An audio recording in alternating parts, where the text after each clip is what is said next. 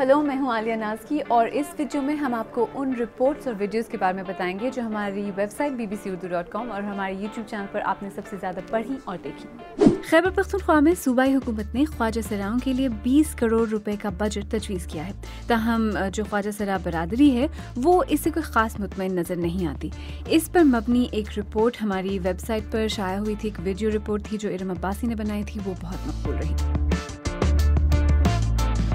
पाकिस्तान में मजहबी अमूर के वफाकी वजीर सरदार मोहम्मद यूसुफ ने सोशल मीडिया की मकबूल शख्सियत कंदील बलोच के साथ तस्वीर शाया होने के बाद मुफ्ती अब्दुल कवी खान की रुयत हिलाल कमेटी की रुकनीत मुअत्तल कर दी। ये खबर भी हमारी वेबसाइट पर बहुत मकबूल रही। पाकिस्तान के शहर कराची में फायरिंग के एक वाक़े में मारूफ कव्वाल अमजद साबरी को कत्ल कर दिया गया। इससे मुतल्लिक जो वीडियो थी वो हमारे यूट्यूब चैनल पर बहुत ज़्यादा देखी गई।